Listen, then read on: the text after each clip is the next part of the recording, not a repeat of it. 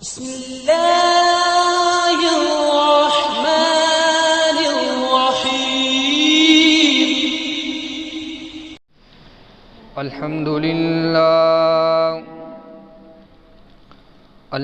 لله وحده والصلاة والسلام على من لا نبي بعده.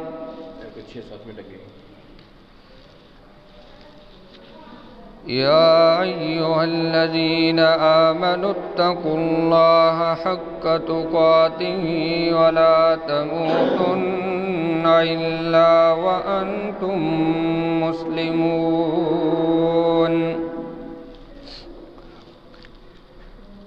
يا أيها الناس اتقوا ربكم الذي خلقكم من نفس واحدة وخلق منها زوجها وبث منهما رجالا كثيرا ونساء، واتقوا الله الذي تساءلون به والأرحام،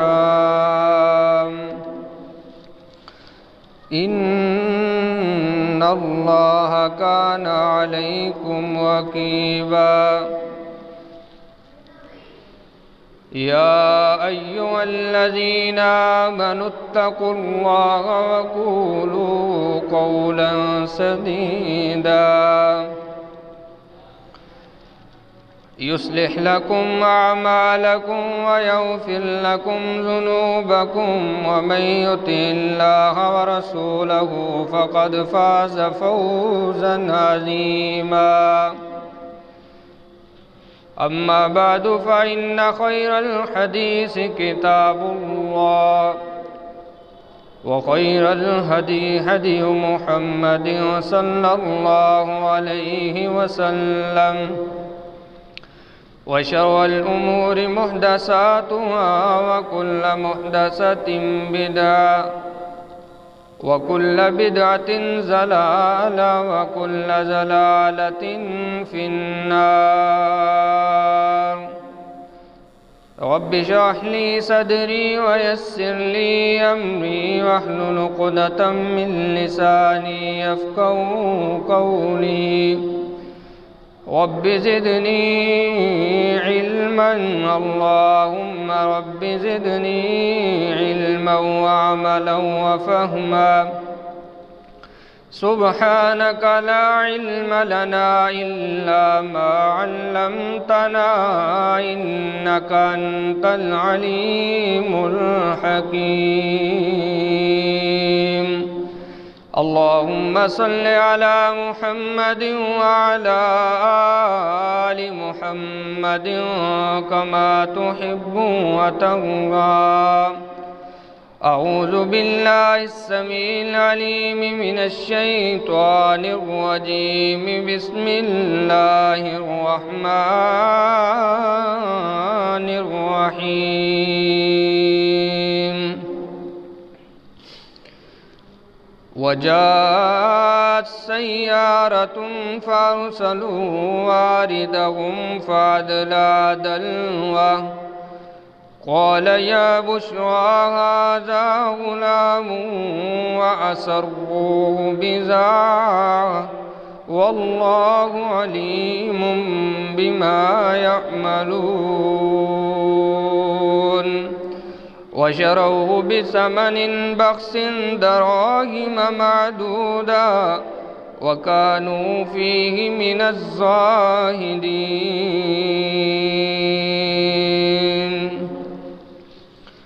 وعن معاوية بن أبي سفيان رضي الله تعالى عنهما قال: قال صاحب القرآن صلى الله عليه وسلم: من يرد الله به خيرا يفقهه في الدين.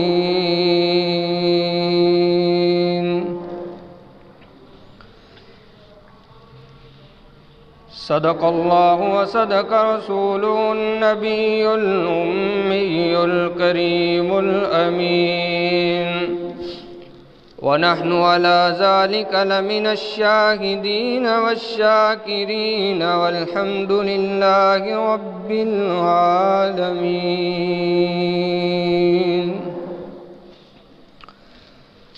ہر قسم کی حمد و ثنا اللہ احکم الحاکمین کی ذات بابرکات کے لیے ہے،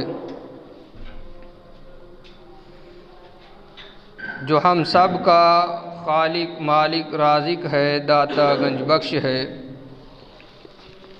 فعال لما یرید علی کل شیء قدیر کی طاقتوں کا مالک ہے،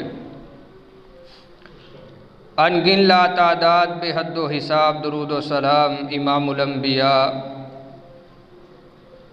جناب محمد مصطفیٰ احمد مجتبی صلی اللہ علیہ وسلم کی ذات پاک کے لیے ہے، جو ساقی کوثر، شافع محشر، شفیع المذنبین اور رحمت للعالمین ہے۔ رحمت اور بخشش کی دعائیں صحابہ کرام، تابعین اعظام، فقہاء دین، ائمہ دین، اولیاء اعظام اور قیامت تک آنے والے موحد مسلمانوں کے لیے۔ محترم سامعین و حاضرین،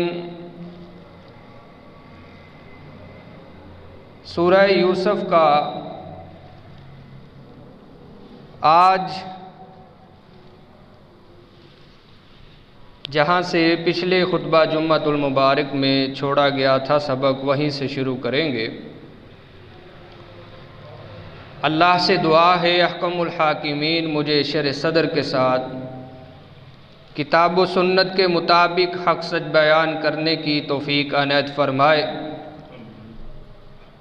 اور پھر ہم سب کو سن سنا کر اس پر کما حق ہو عمل پیرا ہونے کی بھی توفیق عنایت فرمائے۔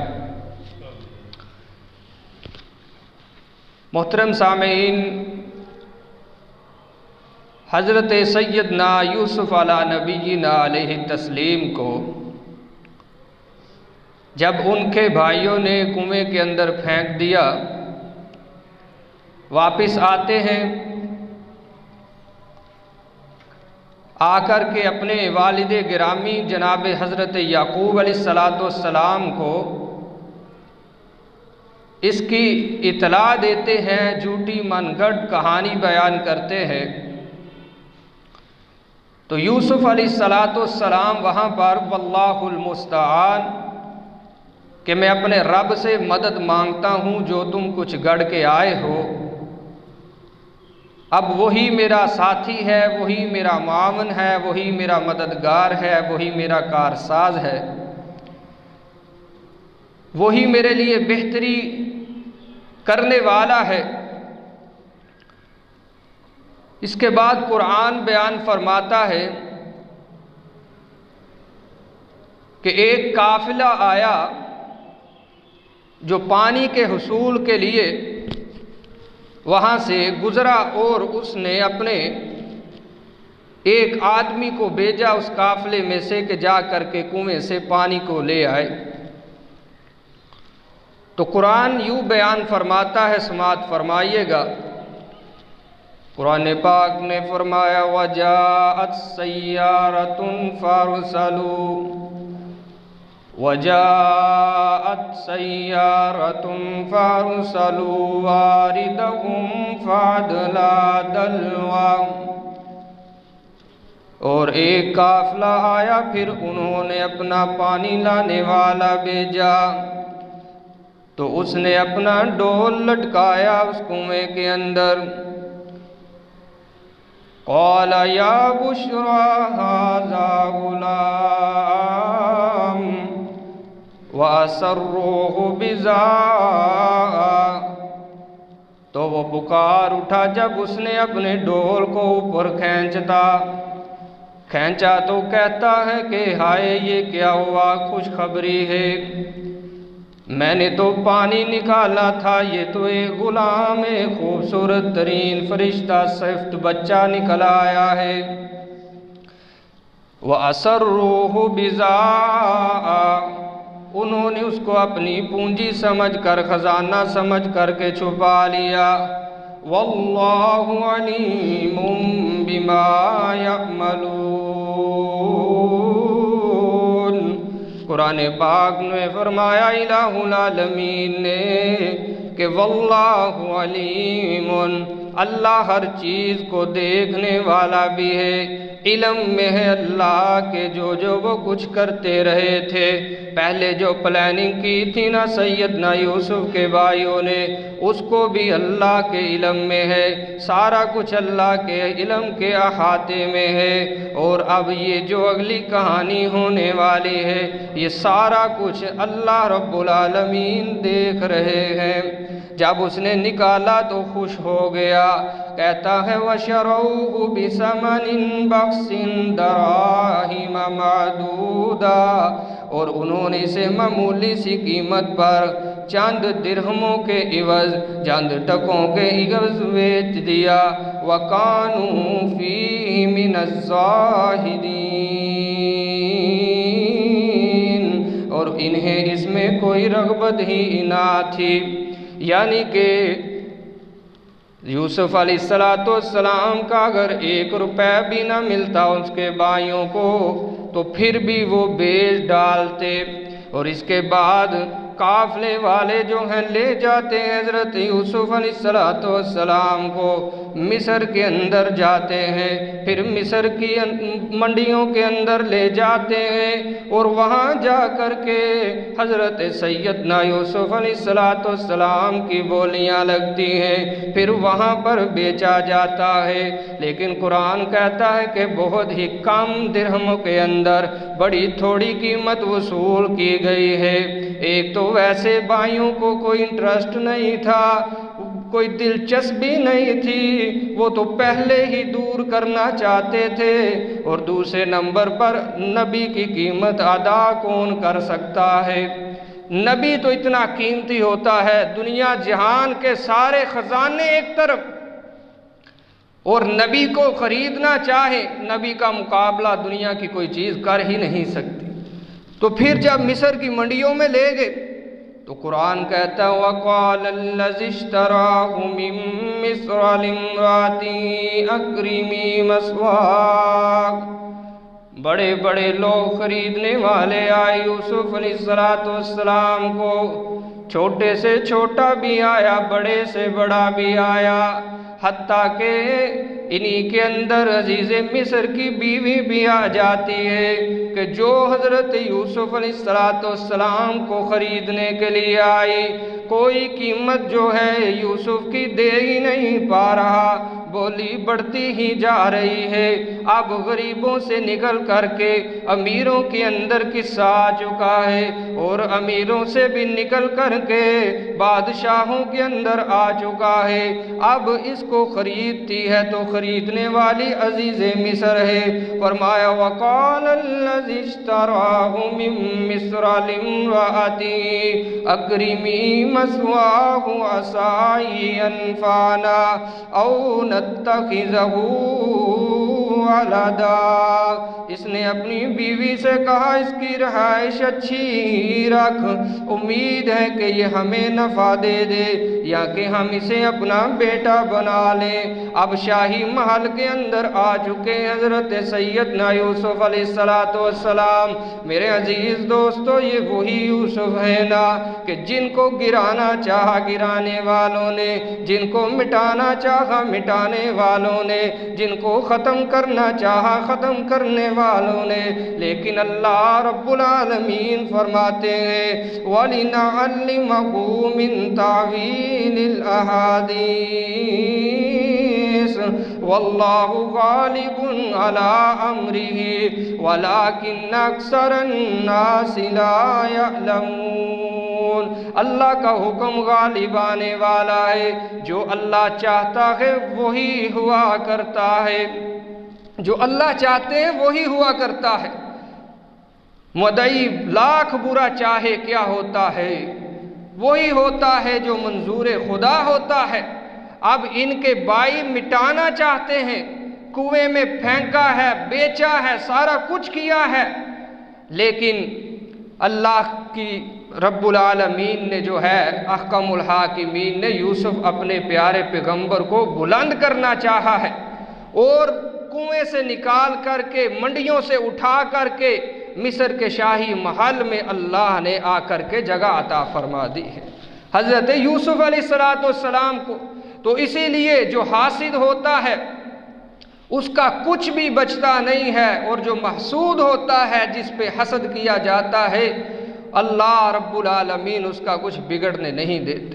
یہ ہمارا ایمان ہونا چاہیے کہ اس کا کچھ بگڑتا نہیں اور حاسدین کا کچھ بچتا نہیں۔ دیکھیے نا کہ یوسف کو کیا کرنا چاہتے تھے، اور اللہ کا الحاکمین نے مصر کے محل جو شاہی محل ہے اس کا مکین بنا دیا، وہاں آ کر کے رہنے لگے ہیں۔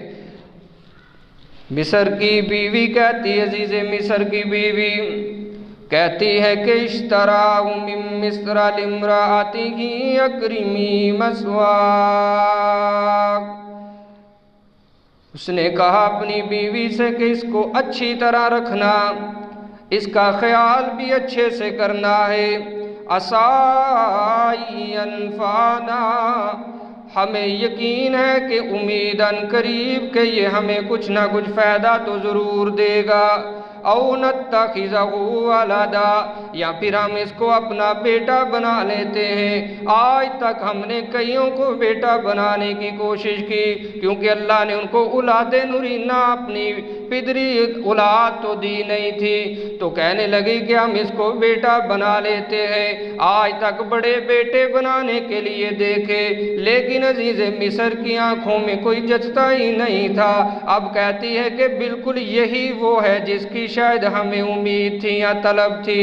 وَكَذَلِكَ مَكَّنَّا لِيُوسُفَ فِي الْأَرْضِ، اللہ اکبر، اللہ فرماتے ہیں اسی طرح ہم نے یوسف کو مصر کے اندر زمین رہنے کے لیے عطا فرما دی۔ وَلِنُعَلِّمَهُ مِن تَأْوِيلِ الْأَحَادِيثِ، تاکہ ہم اسے باتوں کی تعویل سکھا دیں، یعنی خوابوں کی تعبیر ہم اس کو سکھائیں گے۔ واللہ غالب علی امرہ، اور اللہ کا حکم ہمیشہ غالب رہنے والا ہے۔ اللہ رب العالمین جو چاہتے ہیں وہی ہوتا ہے، کیونکہ وہ مختار کل ہے۔ سارے اختیار اللہ کے ہاتھ میں ہے، اللہ کے علاوہ اللہ نے کسی کو اختیارات میں سے ذرہ برابر بھی نہیں دیا۔ میرے عزیز دوستو، واللہ غالب علی امرہ، وہ جو چاہتا ہے وہی ہوتا ہے، اگر وہ نہ چاہے تو کچھ نہیں ہو سکتا۔ حتیٰ کہ اللہ کے پیارے بھی بسا اوقات مانگ مانگ کر کے تھک جاتے ہیں، لیکن وہ نہیں دیتا، اور کبھی ایک لمحے کے لیے لب ہلاتے ہیں اور اللہ خزانے عطا فرما دیتا ہے۔ تو واللہ غالب علی امرہ، وہ اپنے معاملات میں خود مختار ہے، وہ جو چاہتا ہے کرتا ہے، علی کل شیء قدیر ہے۔ وہ کسی کی ماننے پہ آ جائے تو ایک لفظ نکلتا ہے قبول فرما لیتا ہے، ویسے کر دیتا ہے، نہ مانے تو پیغمبر بھی روتے رہے اس کے در پہ تو نہیں مانا کرتا۔ تو میرے عزیز دوستو، فرمایا وَلَٰكِنَّ أَكْثَرَ النَّاسِ لَا يَعْلَمُونَ، اور لیکن اکثر لوگ تو اس بات کو سمجھتے نہیں ہیں، جانتے نہیں ہیں، اللہ کے قرآن پر غور ہی نہیں کرتے۔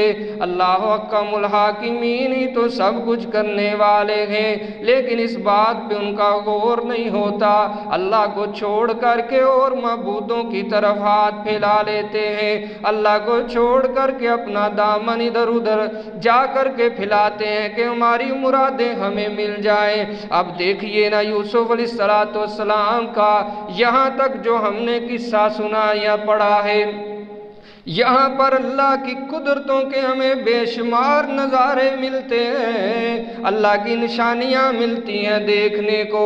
عزیز دوستو، یوسف علیہ السلام کے بھائی قتل کرنا چاہتے ہیں، لیکن اللہ نے قتل ہونے سے بھی بچا لیا۔ سارے تو مل کر کے آئے تھے، شیطان بڑا خوش تھا، وسوسے ڈال رہا تھا کہ اس نے تو بہت بلند ہو جانا ہے، آج اس کا کام تمام کر دیجئے، لیکن بچانے والا مارنے والوں سے کبھی تر است ہے، وہ زیادہ قوت والا ہے۔ پھر اس کے بعد کنویں میں پھینکا کہ چلو بھائی کوئی لے جائے گا، تو اللہ نے کہاں جا کر کے ٹکایا یوسف علیہ السلام کو؟ مصر کے شاہی محل کے اندر۔ میرے عزیز دوستو وَلَٰكِنَّ أَكْثَرَ النَّاسِ لَا يَعْلَمُونَ، اللہ فرماتے ہیں اکثر لوگ ایسی باتوں کے اوپر شاید یقین کرنا نہیں چاہتے، کرتے نہیں ہیں، جانتے نہیں ہیں۔ پھر یوسف علیہ السلام اسی محل کے اندر بڑے ہوتے ہیں، جوانی کی دلہیز پر قدم رکھتے ہیں۔ قرآن یوں فرماتا ہے، فرمایا وَلَمَّا بَلَغَ أَشُدَّهُ وَآتَيْنَاهُ حُكْمًا وَعِلْمًا وَكَذَلِكَ نَجْزِي الْمُحْسِنِينَ۔ اور جب یوسف اپنی جوانی کو پہنچا تو ہم نے اسے حکم اور علم دیا، اور اسی طرح ہم نیکی کرنے والوں کو جزا دیتے ہیں۔ ہم نے علم سے نوازا اپنے پیارے یوسف کو، اور حکمتوں سے نوازا، خوابوں کی تعبیر بھی دے دی اپنے پیارے یوسف کو۔ اور جو ہمارے رستے میں صبر کرتا ہے، ہماری بات کو مانتا چلا جاتا ہے، ہم اسی طرح نوازے کرتے ہیں۔ اس کے بعد ایک حادثہ رونما ہو گیا جس کو قرآن نے یوں بیان فرمایا، اب عزیز مصر کی جو بیوی ہے وہ فریفتہ ہو گئی حسن یوسف علیہ السلام پر، اور کہتی کیا ہے، ایک دن بڑی سنور کر کے آتی ہے، تیار ہو جاتی ہے، یوسف علیہ السلام کو شاہی محل کے اندر آخری کمروں کے اندر لے جاتی ہے، سارے کمرے لاک کر دیتی ہے۔ قرآن کہتا ہے وَرَاوَدَتْهُ الَّتِي هُوَ فِي بَيْتِهَا عَن نَفْسِهِ وَغَلَّقَتِ الْأَبْوَابَ وَقَالَتْ هَيْتَ لَكَ قَالَ مَعَاذَ اللَّهِ إِنَّهُ رَبِّي أَحْسَنَ مَثْوَايَ إِنَّهُ لَا يُفْلِحُ الظَّالِمُونَ۔ قرآن پاک نے اس کا نقشہ کھینچا کہ جو عزیز مصر کی بیوی ہے وہ یوسف علیہ السلام کے لیے تیار ہو کر کے بیٹھتی ہے، کہتی ہے کہ دروازے بھی سارے بند ہیں، ڈرنے کی بھی کوئی ضرورت نہیں ہے، تو بھی تو خوبصورت ہوگا، لیکن میں بھی تو کوئی کم تر حسین نہیں ہوں، خوبصورت میں بھی ہوں۔ قالت حیت لک، اور ایک روایت میں ہی تو لک، میں تیرے لیے ہی تو تیار ہو کر کے آئی ہوں، ایک نظر اٹھا کر تو دیکھنا میری طرف۔ اسی لمحے بانپ گئے حضرت صدیق سیدنا یوسف صدیق سمجھ گئے، حسن یوسف سمجھ گئے سیدنا یوسف علیہ السلام، کہتے ہیں اسی لمحے ترانہ اور نعرہ لگاتے ہیں معاذ اللہ، او بی بی اللہ کی پناہ، تو مجھے کس کام کے لیے لے آئی ہے؟ میں تو کوئی اس کام کے لیے تو نہیں نہ بنایا گیا، اللہ کی نافرمانی کے لیے تو میں پیدا نہیں کیا گیا، تو کس کام کی طرف مجھے دعوت دیتی ہے؟ اسی لمحے کہتے ہیں معاذ اللہ، اللہ میں تیری پناہ میں آتا ہوں، اگر تو نے نہ بچایا تو میں بچ نہیں سکتا، اس کے مکر سے، اس کے فریب سے، اس کی دعوت گناہ سے میں تو نہیں محفوظ رہ سکتا، وہی بچتا ہے گناہ سے جس کو تو بچائے۔ تو کیا کہتے ہیں معاذ اللہ۔ اب دیکھیے نا، مصر کے محل میں بھی اسی کو پکارا جس کو کنویں کے اندر پکارا تھا کہ اللہ تو ہی میری جان کی حفاظت رکھنے والا ہے، اسی خدا کو پکارا، اسی رب کو پکارا، اور کہتے ہیں او کنویں کے اندر میری جان بچانے والے میرے خدا، آج اس محل کے اندر میری آن بھی بچا لے، میری آن بھی آج بچا، میری شان بھی آج بچا، جس نے مجھے بچایا تھا کنویں کے اندر۔ تو انبیاء و اولیاء کی پکار ہمیشہ یہی رہی ہے، جتنی بڑی سے بڑی کوئی مصیبت مشکل آ جائے، انبیاء پکارا کرتے ہیں کس کو؟ اللہ کو۔ اور اسی پکار کے لیے حضرت نوح علیہ السلام نے 950 سال مار کھائی ہے، اسی پکار کو بلند کرنے کے لیے، اسی دعوت کے لیے کہ اسی دعوت کے اوپر سارے لگ جائیں، اسی تبلیغ کے لیے حضرت خلیل اللہ علیہ السلام گھر سے بے گھر ہوئے، اسی لیے اپنے وطن کو چھوڑا، باپ کے گھر کو چھوڑا، اسی لیے آگ کے اندر گرنا گوارا کیا کہ لوگوں تمہارا رب ایک ہی ہے جو آسمانوں پر ہے، اسی کو پکارو مصیبت میں۔ حضرت ابراہیم نے تو یہ فرمایا تھا نا کہ یا ابتی لا تعبدوا الشیطان، یا ابتی، اے میرے ابا جان کیوں آپ ان کو پکارتے ہیں کہ جو نہ سنتے ہیں نہ دیکھتے ہیں، نہ کسی نفع کے مالک نہ نقصان کے؟ پکارو مصیبت میں تو کس کو؟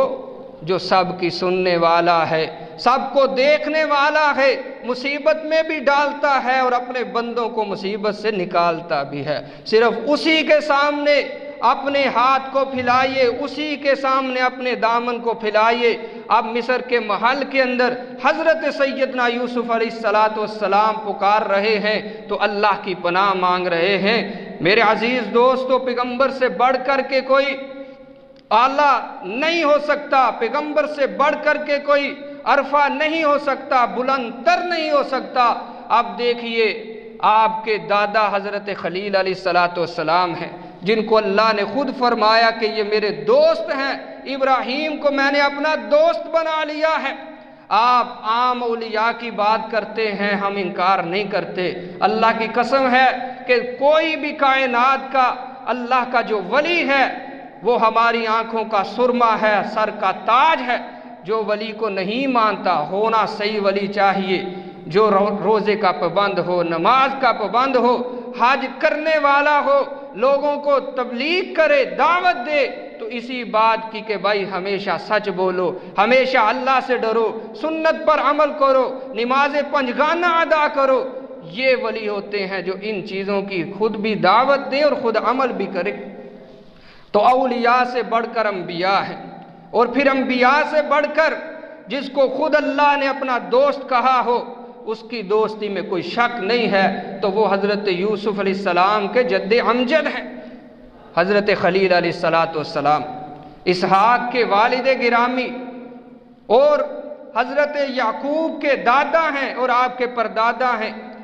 آپ نے اس وقت ان کو بھی نہیں پکارا، ان کے سامنے بھی اپنی فریاد نہیں رکھی کہ یا خلیل علیہ السلام آپ مجھے بچائیے، میری مدد کیجیے، بلکہ قرآن پاک جگہ جگہ پر توحید کی دعوت دیتا نظر آتا ہے کہ جب بھی مشکل آئے تو اپنے رب کے سامنے اپنی مشکل کو پیش کیجیے۔ کوئی مشکل ایسی نہیں ہے کہ جو تمہارے رب کی قدرت سے باہر ہو، تمہیں نکال نہ سکے۔ تو آئیے اب دیکھیے، یہ تو قرآن کی دعوت ہے اور جگہ جگہ پر انشاءاللہ یہ آپ کو نظر آئے گی۔ تو حضرت سیدنا یوسف علیہ السلام اس عورت کی طرف دیکھنا بھی پسند نہیں کرتے اور کہتے ہیں معاذ اللہ، میرے نوجوان دوستو آپ بیٹھے ہوئے ہیں۔ آج شیطان نوجوانوں کو زیادہ گمراہ کرتا ہے، کیونکہ اب تو بڑی آسانی کا زمانہ آ چکا ہے ان کاموں کو پانے کے لیے۔ تو دیکھیے نا سیدنا یوسف علیہ السلام کی سیرت کو اپنائیے۔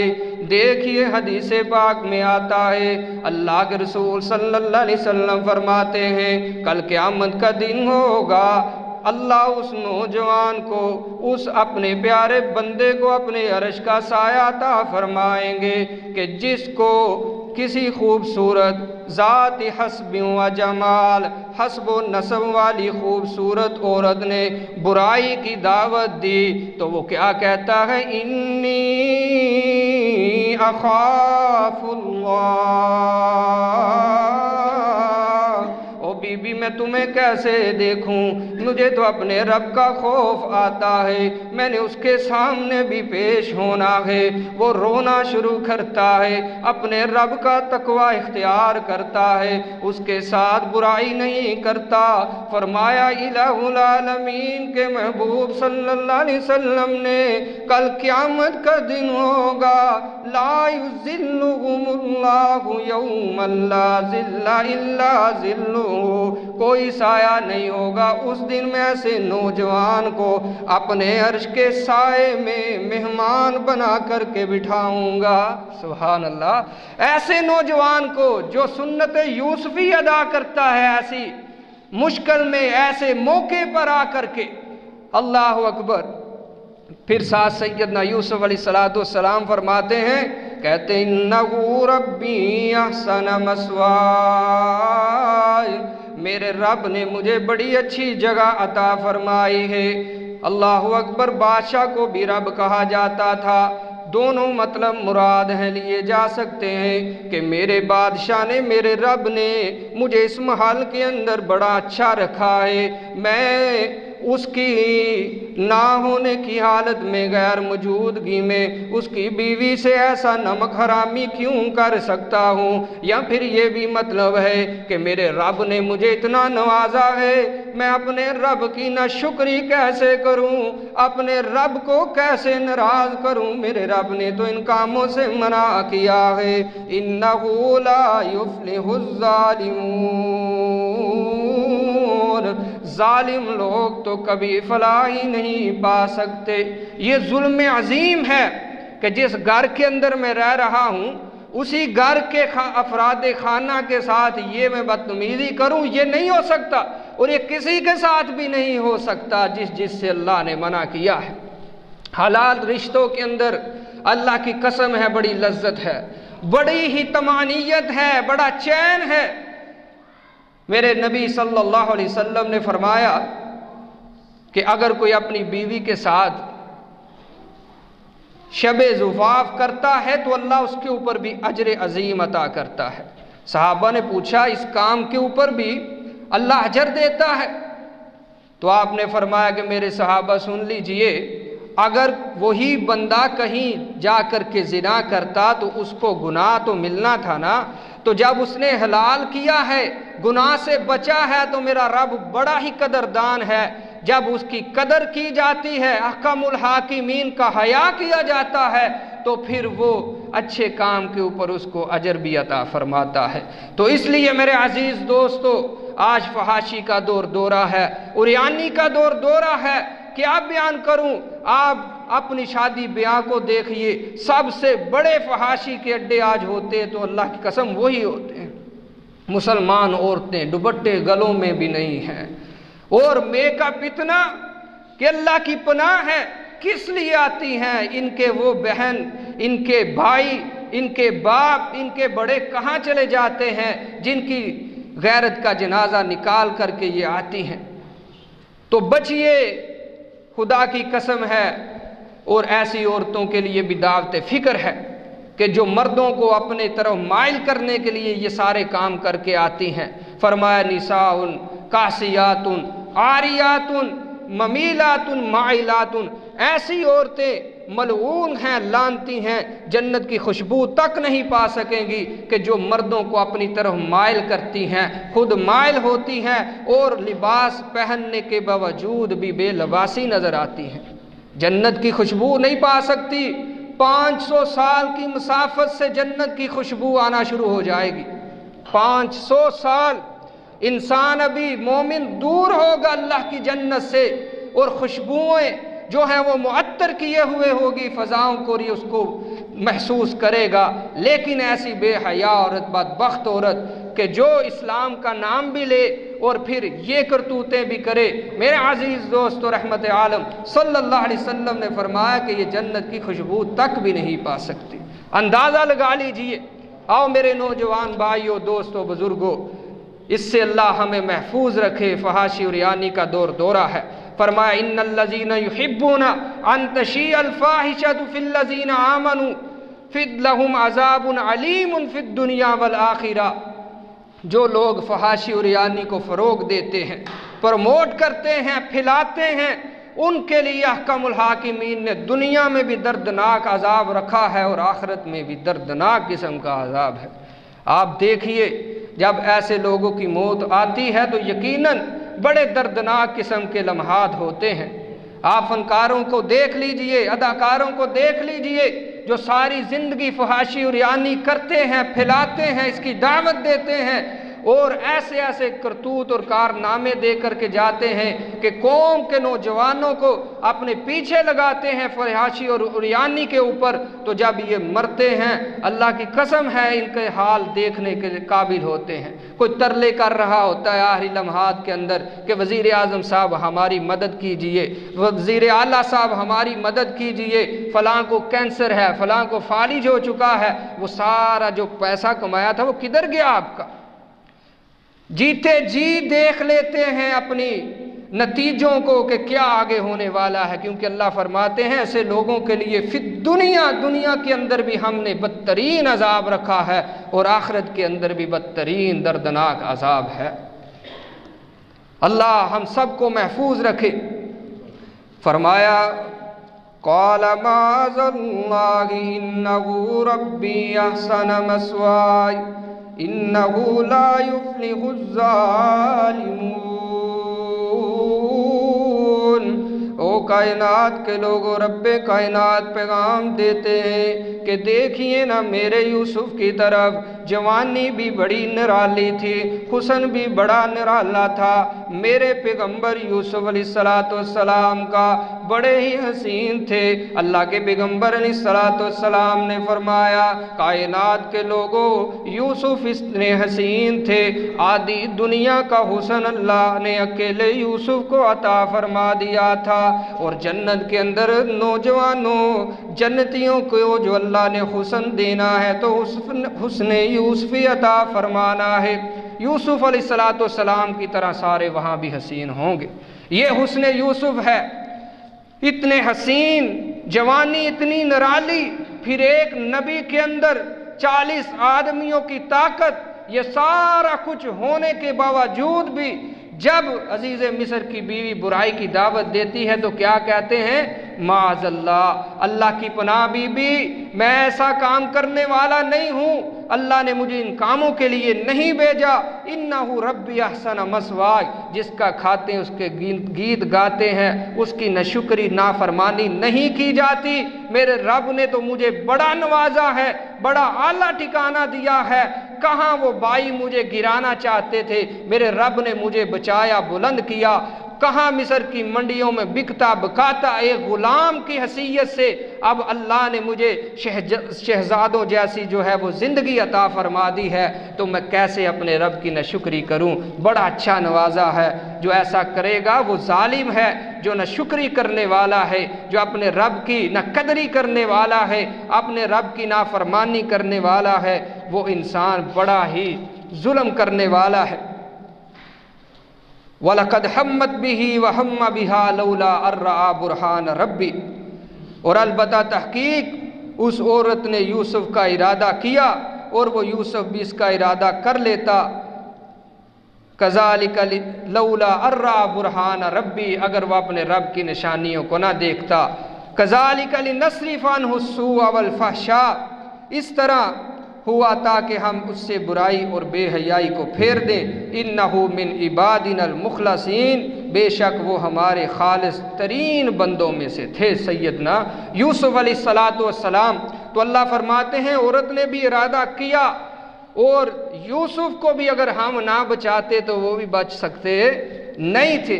ایک نبی کی بات ہے تو پتہ یہ چلتا ہے کہ وہی بچتا ہے برائی سے جس کو اللہ بچا لیتے ہیں، اور جس کو اللہ نہ بچائے وہ کبھی بچ سکتا نہیں ہے۔